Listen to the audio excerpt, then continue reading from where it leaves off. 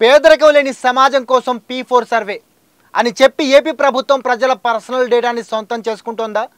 అసలు P4 సర్వేలో ఫ్రిడ్జ్లు, ఏసీలు, బైకులు, కార్ల లెక్కలు ఎందుకు అడుగుతున్నారు? తెలంగాణ కుటుంబ సర్వేకి ఏపీ P4 సర్వేకి తేడా ఏంటి? అసలు P4 సర్వే వల్ల ప్రభుత్వానికి లాభం ఏంటి? జనాలకి ఉపయోగం ఏంటి? రాష్ట్రానికి ప్రాఫిట్ ఏంటి? అసలు మన డేటా సేఫ్గా ఉండాలంటే మనం ఏం చేయాలి?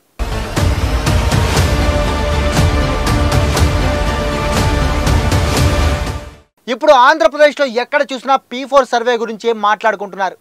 తెలంగాణలో ఎలాగైతే కుటుంబ సర్వేలో మీ ఇంట్లో ఫ్రిడ్జ్ ఉందా, ఏసీ ఉందా, వాషింగ్ మిషన్ ఉందా అని ఇంటర్నల్ ఇన్ఫర్మేషన్ కూడా అడిగారో, సరిగ్గా అలాంటి ఇన్ఫర్మేషన్ ఇప్పుడు ఏపీ గవర్నమెంట్ కూడా జనాల నుంచి ఈ P4 సర్వే ద్వారా తీసుకోబోతోంది. దీంతో తెలంగాణలో ఎలాగైతే కుటుంబ సర్వేపై కొంచెం నెగిటివిటీ వచ్చిందో, సరిగ్గా అలాగే ఆంధ్రాలో కూడా ఇప్పుడు జనాలు భయపడుతున్నారు.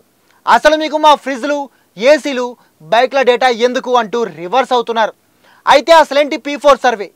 జనాల మంచి కోసం తెచ్చిన విధానమా, లేదంటే నిజంగానే జనాల ఇంటర్నల్ ఇన్ఫర్మేషన్ తీసుకోవడానికి ప్రభుత్వం వేసిన ప్లానా?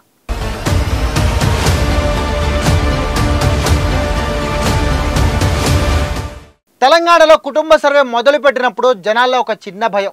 ఎప్పుడూ లేనిది, ఏ సర్వేలో ఇప్పటి వరకు అడగని ఫ్రిడ్జ్లు, ఏసీలు, కార్లు, బైక్ల గురించి ఎందుకు అడుగుతున్నారు అని కొంతమంది భయపడ్డారు. వాళ్ళ భయాన్ని ప్రతిపక్షాలు కూడా క్యాష్ చేసుకుని ఇంకా నెగిటివిటీ పెంచాయి. కానీ ఫైనల్గా సర్వే కంప్లీట్ అయింది, రిజల్ట్ కూడా వచ్చింది. ఇప్పుడు ఏపీలో కూడా సేమ్ టు సేమ్ ఇలాంటి సిచ్యువేషనే కనిపిస్తుంది. ఏపీలో కొత్తగా P4 సర్వే అని ఒక సర్వే స్టార్ట్ చేసింది అక్కడి ప్రభుత్వం. ఈ సర్వే ఏంటంటే P4 అంటే పబ్లిక్ ప్రైవేట్ పీపుల్స్ పార్ట్నర్షిప్ అని అర్థం. రాష్ట్ర అభివృద్ధిలో ప్రజలను కూడా పార్ట్నర్స్ని చేసి వారికి కూడా ఫుల్ టైం ప్రయోజనాలు, లాభాలు వచ్చేలా చేయాలనేదే ఏపీ ప్రభుత్వం ప్లాన్. అంటే ప్రాజెక్టులు, స్టేట్ డెవలప్మెంట్ వర్క్స్లో ప్రభుత్వం, ప్రైవేట్ సంస్థలు పెట్టుబడులు పెట్టినట్టే ప్రజల చేత కూడా పెట్టుబడులు పెట్టించి దానివల్ల వచ్చే లాభాల్లో వాళ్ళకు కూడా షేర్ ఇవ్వాలనేది ప్రభుత్వం ఆలోచన. అయితే అందులో అందరినీ పార్ట్నర్స్గా చేయకుండా కేవలం అర్హులని మాత్రమే పార్ట్నర్స్గా చేయాలనుకుంటుంది. సో ఆ అర్హులని వెతకడానికి ఈ P4 సర్వే. అయితే ఇందులో ఫ్రిడ్జ్లు, ఏసీలు, బైక్ల లెక్కలతో ఏంటి అవసరం?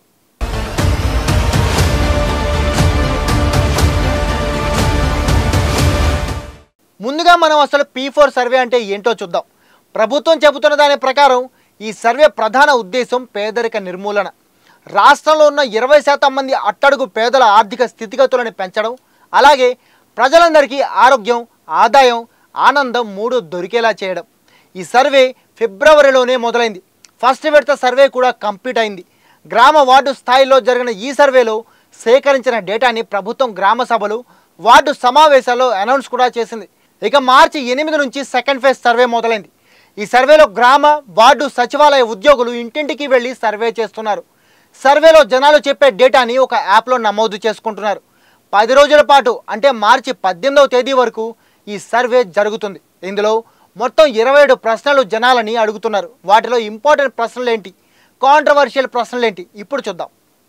ఇంటి యజమాని కుటుంబ సభ్యుల వివరాలు అడుగుతున్నారు. అలాగే ఇంట్లో ఎంతమంది సంపాదిస్తున్నారు, ఎంత సంపాదిస్తున్నారు అనేది కూడా అడుగుతున్నారు. ఓన్ హౌసా, రెంట్ హౌసా, ప్రభుత్వ పథకాలు అందుతున్నాయా, ప్రభుత్వం ఇస్తున్న గ్యాస్ సిలిండర్ తీసుకుంటున్నారా, సిటీలో ల్యాండ్ ఏమైనా ఉందా, ఇంట్లో ఏసీ, కార్, బైక్, ఫ్రిడ్జ్ లాంటివి ఉన్నాయా, కరెంటు బిల్ ఎంత వస్తుంది, ఐటీ రిటర్న్స్ ఫైల్ చేశారా, లాస్ట్ 2 ఏళ్లలో ఎంత ఐటీ రిటర్న్స్ ఫైల్ చేశారు, మీ బ్యాంక్ అకౌంట్ డీటెయిల్స్ చెప్పండి. ఇలాంటి 27 ప్రశ్నలు అడుగుతున్నారు. ఇందులో సంపాదనకి సంబంధించిన డేటా, ఇంట్లో ఉండే వస్తువుల data, current bill details, IT returns వివరాలు, బ్యాంక్ అకౌంట్ వివరాలు అడగడం మీదే జనాల్లో అనుమానాలు వస్తున్నాయి. అండ్ ప్రతిపక్ష పార్టీల నుంచి వ్యతిరేకత వస్తుంది.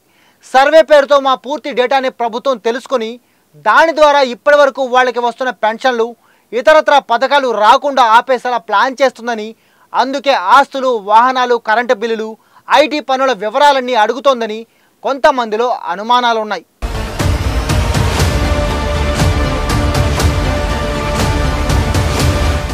P4 సర్వేపై జనాల్లో ఉన్న అనుమానాలన్నింటినీ ప్రభుత్వం మాత్రం కొట్టిపారేస్తోంది. ఈ సర్వేలో డేటా ఇచ్చినంత మాత్రాన ప్రభుత్వ పథకాలు రాకుండా ఆగిపోవని, ఎలాంటి ఇబ్బందులు ఉండవని క్లియర్గా చెప్తోంది. ఈ సర్వే ద్వారా నిజమైన అర్హులు ఎవరనేది మాత్రమే అంచనా వేస్తామని వాళ్ళ ద్వారా అట్టడుగున ఉన్న వాళ్ళకి సహాయం చేసేలా చేయడమే ప్రభుత్వ ఉద్దేశమని చెప్తోంది. ప్రభుత్వం చెబుతున్న దాన్ని బట్టి చూస్తే ప్రభుత్వ పథకాల్లో ప్రజల భాగస్వామ్యాన్ని పెంచి దాని ద్వారా పేదలకి సహాయం చేయడమే కాకుండా ఆ సహాయం నేరుగా అర్హులకే చేరేలా చేయడం సాధ్యమవుతుంది. సో మన డేటాని ప్రభుత్వానికి ఇవ్వడంలో తప్పులేదు. అందుకే ఈ P4 సర్వేపై వస్తున్న నెగిటివిటీని నమ్మాల్సిన అవసరం కూడా లేదు. అయితే ఒక్క విషయం మాత్రం జాగ్రత్తగా గుర్తుంచుకోండి. అదేంటంటే P4 సర్వేలో మనం మన సెన్సిటివ్ డేటా ఇస్తున్నాం కాబట్టి ఇది కేవలం ప్రభుత్వం తరపున డేటా తీసుకోవడానికి వచ్చిన ఆఫీసర్కి మాత్రమే ఇవ్వాలి. అతడు యాప్లో రిజిస్టర్ చేసుకుంటున్నాడా లేదా అనేది చెక్ చేసుకోవాలి. అసలు వచ్చింది సచివాలయ ఉద్యోగేనా కాదా అనేది కూడా కన్ఫర్మ్ చేసుకోవాలి. ఎందుకంటే ఇంత సెన్సిటివ్ ఇన్ఫర్మేషన్ దొరుకుతున్నప్పుడు చాలామంది సైబర్ నేరగాళ్ళు ప్రభుత్వ అధికారుల్లో వచ్చి మీ డేటాని దొంగిలించే ఛాన్స్ ఉంది. కాబట్టి అన్ని జాగ్రత్తగా చూసుకున్న తర్వాతే మీ డేటాని ఇవ్వండి. మరి మీరు కూడా ఈ సర్వేలో పాల్గొంటారు కదా. అసలు ఈ సర్వేపై మీ ఒపీనియన్ ఏంటో కామెంట్ చేసి చెప్పండి. ఇది వాళ్ళ టాప్ స్టోరీ. నేను మీ కేబీకే సైనింగ్ ఆఫ్.